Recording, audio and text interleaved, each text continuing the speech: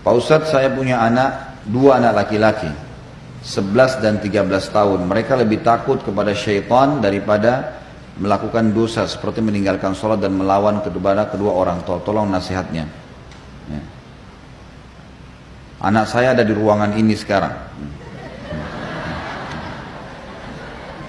Tentu saja bagi si ibu satu hal yang positif saja kalau mengingatkan anaknya. Dan bagi anak tentu kita nasihatin ya. Pertanyaannya, kalau umurnya seperti ini berarti umurnya seperti anak saya juga nih ya. Jadi saya mengingatkan seperti saya mengingatkan anak saya, untuk apa tidak bakti sama orang tua, untuk apa tidak sholat, untuk apa tidak melakukan ketaatan-ketaatan. Dan itu satu sisi ya. Padahal sebenarnya semua ibadah, saya pernah jelaskan ini, semua ibadah itu kalau dikerjakan pasti membuat ketentraman jiwa. Seperti misal, nggak ada orang habis sholat lalu dia sumpek, nggak ada.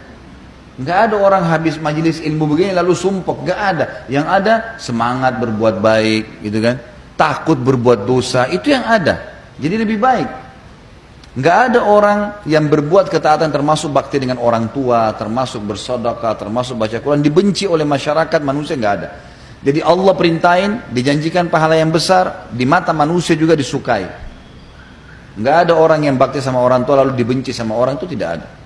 Dan ada hadis Nabi Muhammad SAW, dengarkan baik-baik anak-anakku, ini kalimat yang penting sekali.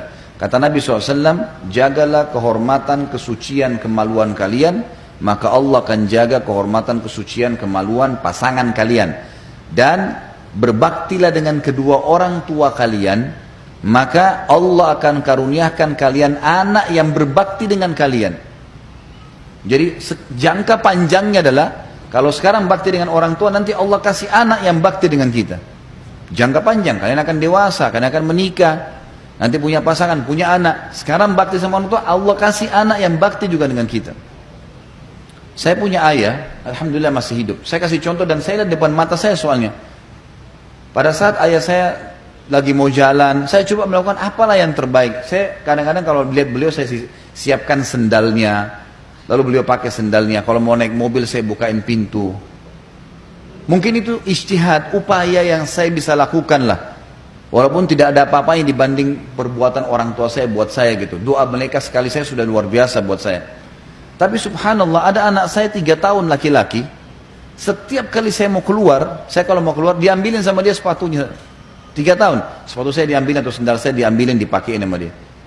Kadang-kadang kalau saya mau masuk kamar, dibukain pintunya. Mau makan, diambilin makanannya. 3 tahun dia bisa melakukan. Saya tiba-tiba langsung connect dengan hadis tadi. Apakah ini balasan Allah seketika karena saya buat kepada ayah saya? Anak saya 3 tahun belum ngerti apa, biasanya cuma suka main-main. Memberikan apapun yang saya sudah lakukan pada ayah saya.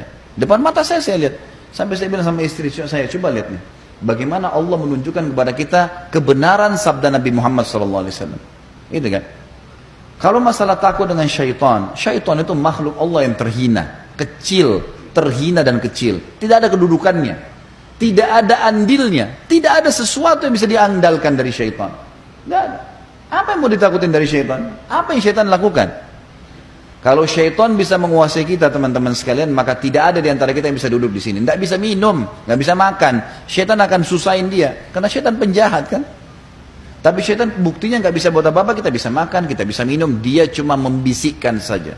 Dan Allah mengatakan dalam Al-Quran, A'udzubillahi minasyaitonirrajim, fala takhafu ma khafuni in kuntum mu'minin. Jangan kalian takut pada syaitan, dan hanya takut kepada saya kalau kalian benar-benar beriman. Nggak ada yang perlu ditakutkan dari syaitan. Makanya khusus untuk ini, ibu yang bertanya dan anak-anaknya bisa baca buku judulnya Jangan Takut Syaitan. Terbitan Pustaka Tazkiyah. Satu penerbit dengan buku yang sedang kita bahasin. Lebih tipis saja. Situ dijelaskan siapa itu syaitan, kenapa kita tidak perlu takut dengan syaitan, apa langkah-langkahnya menyesatkan manusia. Nggak ada perlu ditakutkan. Sisi yang lain, ibu yang bertanya tadi dan anak-anaknya, mulai sekarang dan seluruh muslimin yang mendengarkan ceramah kita, baik pemirsa ataupun mungkin di sini Bapak Ibu yang hadir di sini, yang mengikuti pun di YouTube, yang mengikuti ceramah kita atau di web, maka ingat satu hal Bapak Ibu sekalian berhubungan dengan syaitan. Syaitan itu makhluk Allah terhina, tidak ada yang perlu dikhawatirkan dari mereka, dan syaitan hanya bisa membisikkan saja, tidak lebih daripada itu. Tidak lebih daripada itu. tidak bisa berbuat apa-apa. Kalau ada orang yang melihat penampakan itu karena dianya bermasalah, mungkin dia takut sama syaitan itu, atau memang dasarnya dia pernah belajar tenaga dalam kah, dia pernah ke orang-orang yang tidak pintar lah, ya. Pernah ke orang tidak normal, semua ini. Akhirnya jadi terganggu jiwanya. Jadi nggak perlu takut sama syaitan untuk apa. Dan tinggalkan semua media, fasilitas yang membawa pada itu. Tonton-tontonan, adanya syaitan, adanya rugen tayangan, adanya ini, itu semua khurafat, dusta, merusak akidah. Terutama film-film horor tuh. Dusta, nggak ada pocong jalan tuh, nggak ada. Nggak ada. Ada yang pernah lihat dengan mata kepalanya pocong jalan? Mana coba? Nggak ada. Film direkayasa itu, nggak ada. Sama sekali nggak ada. Memang itu sudah syariat kita menjelaskan dan itu fakta lapangannya begitu. Jadi nggak ada. Apa yang perlu ditakutkan? Jadi jangan takut sama syaitan dan baca buku tadi untuk memperkaya bahasan, atau lihat nonton bahasan saya tentang bekal dunia akhirat judulnya di YouTube atau di web, atau tonton juga tentang masalah sihir. Masalah sihir dan perdukunan itu banyak panjang lebar saya jelaskan tentang masalah itu. Allahu alam. Dan saya mendoakan semoga saja ibu dan anak-anaknya insyaallah dijaga di dalam ketaatan kepada Allah. Dan bagi anak saya ajak untuk berbakti pada ibunya, dan bagi ibu juga lebih rahmat dan kasih sayang kepada anaknya. Semoga saja insya Allah disatukan dalam keimanan dan disatukan di dunia juga di akhirat.